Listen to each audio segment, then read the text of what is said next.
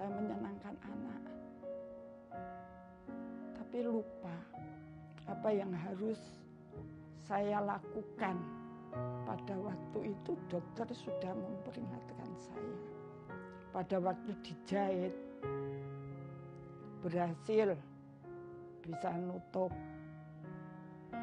kira-kira 2 minggu, lepas lagi.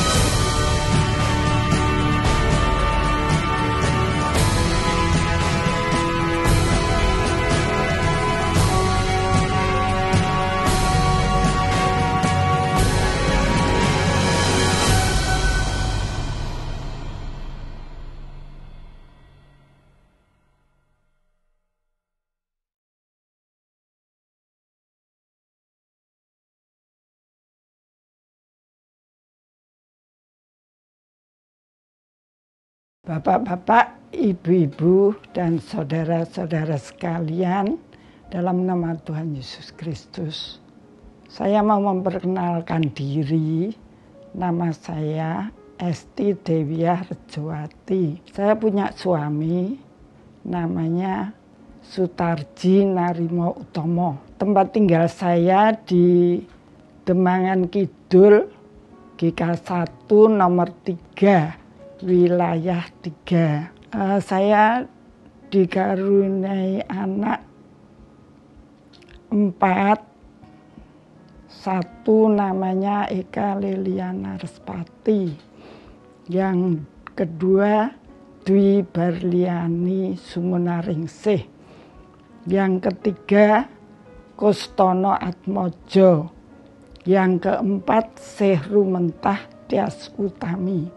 Dikaruniai anak, berarti cucu saya itu yang nomor 1 punya anak 2, yang nomor 2 punya anak 2, yang nomor 3 punya anak 1, sedangkan yang nomor 4 belum dikaruniai anak.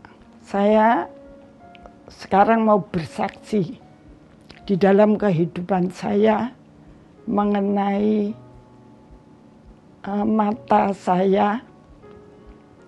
Saya menderita penyakit mata itu sejak SD kelas 6. Tetapi saya masih melihat, masih bisa membaca. Dalam selang waktu, mata saya itu sakit karena saya terlalu banyak protein, sehingga mata saya itu banyak bisul-bisul yang di mata. Saya tidak tahu bagaimana pengalaman orang yang sakit mata. Pada waktu itu mata saya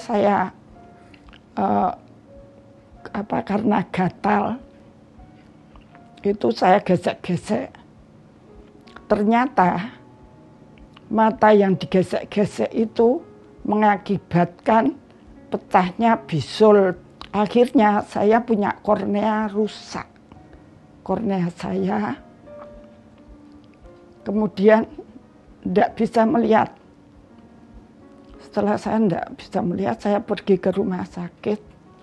Ternyata harus dicangkok kornea. Pada waktu itu saya masih punya anak kecil. Saya sedih sekali.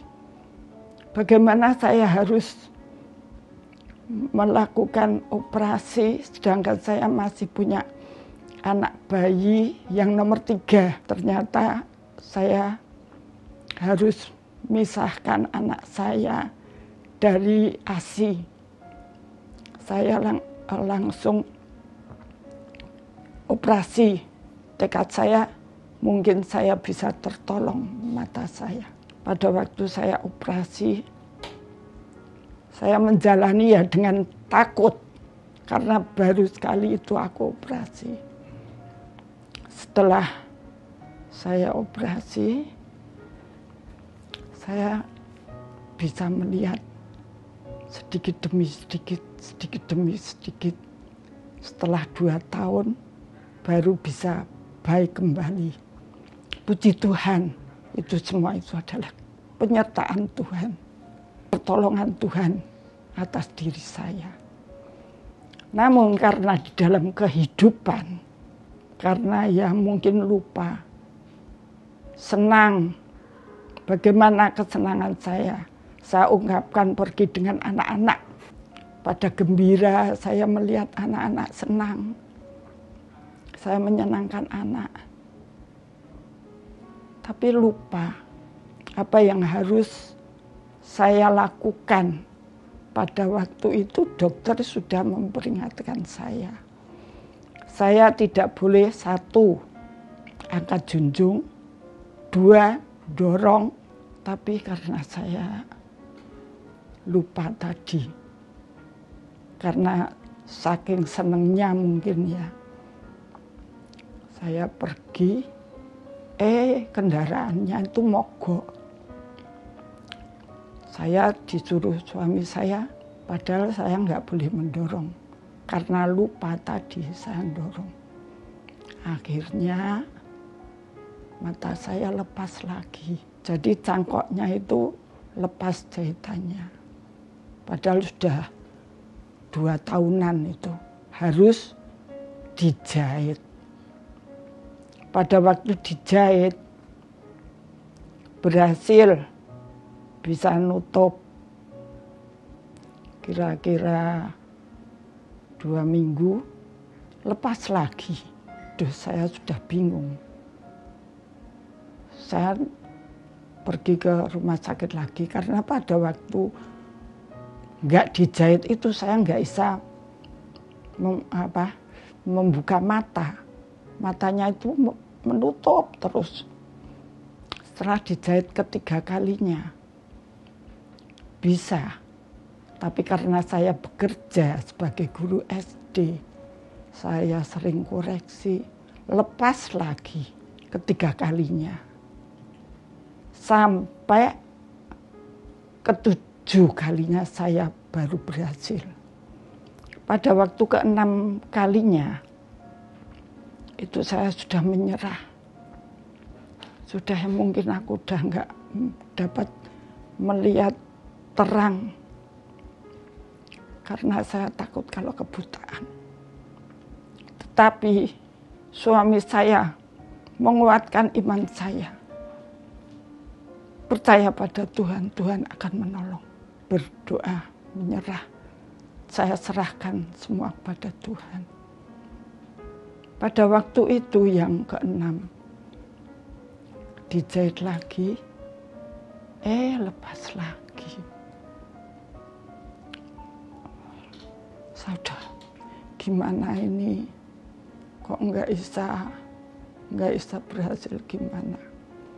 Padahal pada zaman dulu itu uang itu sengsara sekali.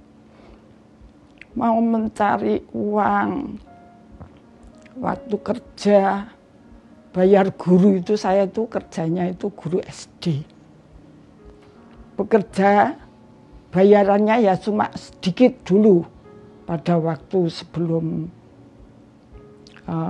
Pak Harto mencanangkan guru diberi kebebasan itu. Gaji guru naik belum. Saya masih minim. Padahal anak saya itu pada waktu itu 3. Anak kecil-kecil membutuhkan makan gizi yang baik. Terpaksa ya gali lubang tumbul lubang. Saya utang yang baik sekali sama suami saya adalah Dokter Marwoto, yang sekarang sudah almarhum. Itu melihat suami saya datang, itu tanya, saya mau ini, aku tahu. Dokter Marwoto bilang gitu, anu toh, bojomu mondok toh, operasi mripat ya. Terus suami saya bilang, iya mas, aku udah habis-habisan, uangku tinggal 1.000, padahal anak-anak belum makan. Dokter Marwoto itu, Pak Tarji itu dikasih uang. Dah, ini kamu butuhnya berapa? 35.000 mas, ini uang kamu pakai. Bapak nangis, Pak Tarji. Ya nangis karena gembira, ada pertolongan. Itu adalah pertolongan Tuhan melalui Dokter Marwoto. Sampai di rumah, bilang sama saya, udah dek, ini ada uang, besok kamu operasi. Dari siapa? Aku tanya gitu. Dari Dokter Marwoto. Aku malah menangis. Karena begitu pertolongan Tuhan. Mungkin saya merasa sedih, ya senang karena ada seseorang yang menolong saya. Setelah saya operasi yang ke-7 kalinya, sungguh 7, aku percaya 7 adalah angka Tuhan, penggenapan Tuhan. Ke-7 kalinya itu, sampai sekarang saya nggak pernah operasi lagi. Biarpun demikian, kehidupan saya karena memang matanya sudah rusak.